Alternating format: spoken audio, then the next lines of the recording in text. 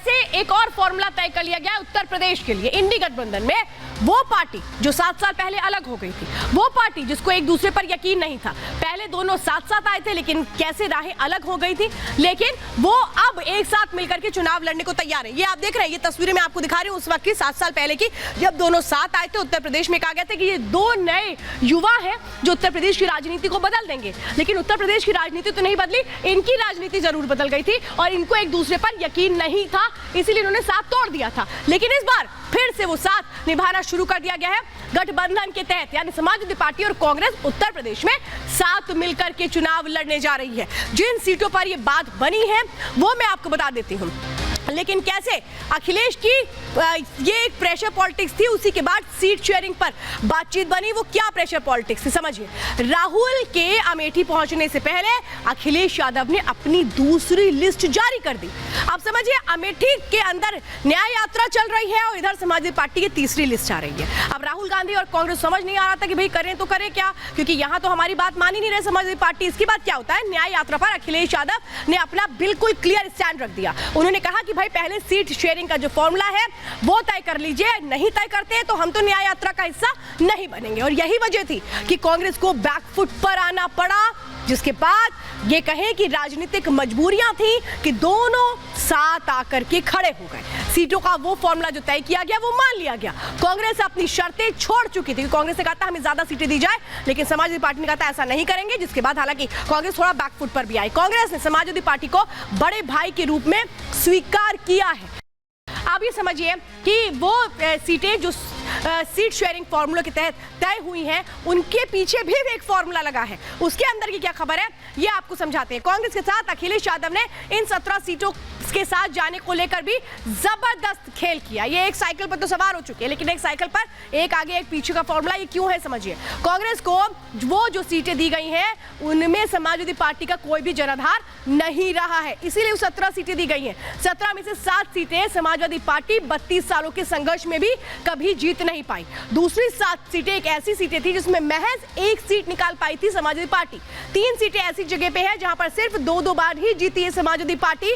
इसीलिए इसने फॉर्मूला तय किया कि जहां हमारा जनाधार नहीं है, जहां हम कमजोर हैं, वहां पर दे दो सीटें कांग्रेस को। यानी अगर वो सीटें नहीं निकाल पाती है कांग्रेस तो सीधे सीधे किस तरह से ठीकरा फोड़ दिया जाएगा कांग्रेस पर। यही है वो स्ट्रैटेजी जो अखिलेश यादव की देखने को मिलती है। अब समझिए वो कौन कौन सी ऐसी सीटें हैं जिसमें कानपुर की सीट है, जिसमें रायबरेली की सीट है, जिसमें वाराणसी की सीट है, सहारनपुर की सीट है, गाजियाबाद है, मथुरा है, हाथरस है, बुलंदशहर है, अमरोहा है, महाराजगंज है, देवरिया है। ये जितनी भी सीटें हैं ये दी गई हैं किसको, ये सीटें दी गई हैं कांग्रेस को। और यही वो फॉर्मूला है जो तय कर लिया गया है। लेकिन इस फॉर्मूले पर आखिर कौन अपनी जीत दर्ज करता है और किसकी नैया किनारे हो जाती है, देखने वाली बात है। लेकिन एक और दिलचस्प तस्वीर है, वो है स्वामी प्रसाद मौर्य की, जो समाजवादी पार्टी से अलग हो चुके हैं। क्योंकि इनके लिए तो कहा जाता है कि दल बदलू नेता है ये, लेकिन अब इन्होंने अपनी एक नई पार्टी का नाम घोषित कर दिया है। उस नई पार्टी के दम पर ये लोकसभा चुनावों में उतरने की तैयारी कर रहे हैं। लेकिन ये क्या उस अपनी तैयारी के तहत क्या एक तरह से कहें कि आप बाजी मार लेंगे या किसी का पत्ता काट देंगे या किसी के वोट बैंक में सेंध लगा देंगे? ये बहुत सारे वो सवाल है जो अब इर्द गिर्द घूमते नजर आते हैं कि स्वामी प्रसाद मौर्य के समाजवादी पार्टी से अलग होने के बाद समाजवादी पार्टी को कितना नुकसान होगा, बीजेपी को कितना फायदा होगा, कांग्रेस को कितना नुकसान होगा समझिए। क्योंकि गैर यादव ओबीसी चेहरा माने जाते हैं स्वामी प्रसाद मौर्य। मौर्य शाक्य, सैनी और कुशवाहा समुदाय के बीच अच्छा खासा होल्ड रखते हैं स्वामी प्रसाद मौर्य। यूपी में करीब 7% मौर्य और कुशवाहाओं की आबादी है। 1 दर्जन लोकसभा सीटों पर मौर्य समुदाय का एक बहुत अच्छा प्रभाव है, जिसके बीच स्वामी प्रसाद मौर्य की भी अपनी एक बहुत अच्छी साख है इन सीटों पर।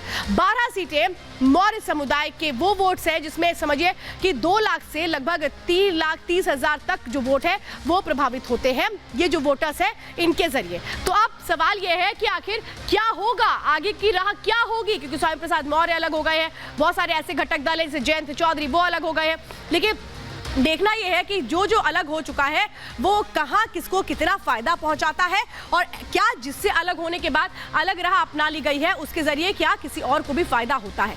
अब आप समझिए कि क्या अपनाया गया तरीका, क्योंकि जो सीट शेयरिंग हुई है फॉर्मूला तय, उसमें वाराणसी की जो सीट है बड़ी दिलचस्प है, क्योंकि वाराणसी सीट प्रधानमंत्री का संसदीय क्षेत्र रहा है। उस सीट पर कैसे अपनाया गया ये फॉर्मूला कांग्रेस और समाजवादी पार्टी की ओर से। 2019 चुनाव में कांग्रेस के जो अजय राय थे वो बड़े दमखम के साथ लड़े थे, लेकिन क्या हुआ भाई, हार तो बिल्कुल पक्की थी, प्रधानमंत्री नरेंद्र मोदी का संसदीय क्षेत्र था। इस बार वो बलिया से चुनाव लड़ना चाहते हैं जो अजय राय है। बलिया सीट पर मुस्लिम और भूमिहार फैक्टर बहुत बड़ा फैक्टर है, ये पता है समाजवादी पार्टी को। सपा के साथ से कांग्रेस की जीत के चांस बढ़ते हैं, ये भी इनको बहुत अच्छे से पता है, इसलिए दोनों साथ आकर के चुनाव लड़े। बलिया सीट पर समाजवादी पार्टी ने अपने पास रख लिया, यानी अजय राय को किनारे कर दिया है। अखिलेश ने वाराणसी सीट पर प्रत्याशी का ऐलान किया था। अब वाराणसी सीट कांग्रेस को दोबारा दे दी गई है, लेकिन ये यही जो गुड़ा भाग चल रहा है, इसी में तो बड़ा अहम हो जाता है ये समझना कि आखिर कौन किसको हराएगा, कौन किसको जिताएगा। कांग्रेस को मुरादाबाद सीट भी नहीं मिली है, क्योंकि इसकी भी दावेदारी कांग्रेस की ओर से की जा रही थी, लेकिन वो भी उसको नहीं मिली है। अब ये कहे कि मजबूरी भरे हालात है कांग्रेस के आगे कि करें तो करे क्या। अब किसके खाते में एक और बड़ी अहम सीट आ जाती है, अलीगढ़ की सीट की हम बात कर लेते हैं। वो किसकी सीट में खाते में आती है और वो क्यों आती है ये समझिए, क्योंकि वाराणसी सीट सबसे अहम सीट है उत्तर प्रदेश की, वहां से प्रधानमंत्री नरेंद्र मोदी लड़ते हैं और ये माना जाता है कि प्रधानमंत्री के आगे जो भी कैंडिडेट खड़ा होगा उसकी हार तो पक्की है। तो वो एक जस्ट फॉर्मेलिटी मानी जाती है पार्टी की ओर से जब कैंडिडेट खड़ा करते हैं। आप समझिए समाजवादी पार्टी के खाते में अलीगढ़ को लेकर के जो स्ट्रैटेजी है उससे बड़ा झटका कांग्रेस को लगा है। कभी भी समाजवादी पार्टी की जीत दर्ज यहां से नहीं हो पाई है। कांग्रेस बीजेपी अलीगढ़ सीट पर जीतते रहे, जो फैक्टर रहा है वो कांग्रेस या बीजेपी वही जीतती रही, समाजवादी पार्टी कभी नहीं जीती। पिछले 2 चुनावों से अलीगढ़ सीट बीजेपी के पास रही है और इस बार इनकी कोशिश ये है कि कैसे बीजेपी से वो सीट ले ली जाए। इसीलिए कोशिश रही कि भाई कांग्रेस को ये सीट दे दी जाए, क्योंकि कांग्रेस इस सीट पर एक बार बहुत पहले जीतती आई है। लेकिन ये जीत का जो फॉर्मूला है कितना हिट होगा, कितना फ्लॉप होगा, और वो राहुल गांधी जो अभी तक उत्तर प्रदेश के युवाओं का अपमान करते आ रहे थे, वो इस गठबंधन के तहत क्या एक तरह से कहे जीत दर्ज कर पाएंगे। लेकिन अमेठी में कैसे स्मृति ईरानी ने अपना खूंटा गाड़ दिया, अपना घर बना लिया, आज वो तस्वीरें भी देखने को मिली। एक रिपोर्ट देखिए।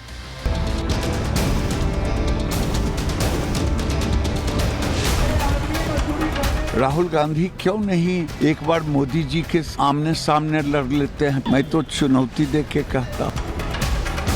सपा हो, बसपा हो, कांग्रेस हो, इन सब में भगदड़ मची हुई है।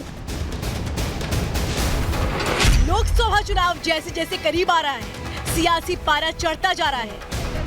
प्रधानमंत्री के जरिए बीजेपी जहां मिशन 400 पर फतेह हासिल करने के लिए अपनी रणनीति को धार दे रही है, वहीं हफ्ते दिल्ली से लेकर यूपी तक इंडी गठबंधन की घटक दलों के बीच सीट शेयरिंग का फॉर्मूला अपनी अपनी शर्तों के मुताबिक तय हो गया है। चाहे दिल्ली हो या उत्तर प्रदेश, सीट शेयरिंग से एक बात तो बिल्कुल साफ है, कांग्रेस पर किसी भी पार्टी को पूरा विश्वास नहीं है। यही वजह है कि जहां एक और दिल्ली में आप कांग्रेस से ज्यादा सीटें खुद के पास रखना चाहती हैं, तो दूसरी तरफ यूपी में भी अखिलेश ने कांग्रेस को कम सीटों के फॉर्मूले को मानने को मजबूर कर दिया। अंत भला तो सब भला। ममता जी अपनी सीट अनाउंस कर रही हैं, सपा अपनी सीट अनाउंस कर रहा है, कुछ बचा कुचा कांग्रेस को दिया जा रहा है। वही हाल पूरे देश में है। ये गठबंधन केवल कुंठित मानसिकता से गिरे, हताश, निराश, वंशवादी, परिवारवादी और भ्रष्टाचारियों का समूह है।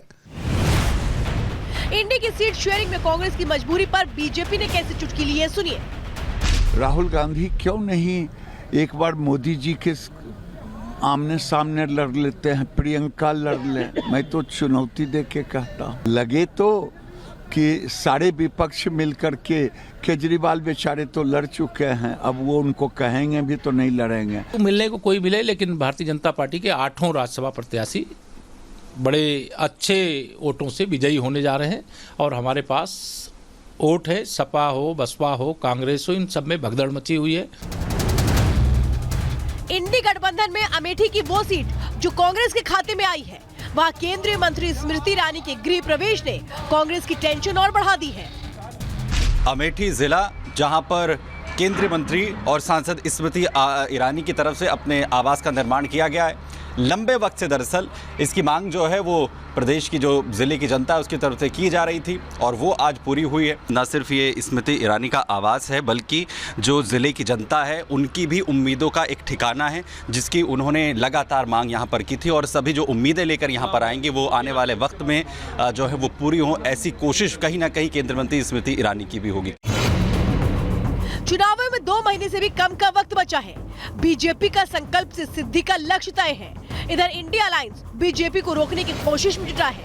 देखना होगा 24 में कौन रिकॉर्ड बनाता है और कौन खुद रिकॉर्ड बन जाता है।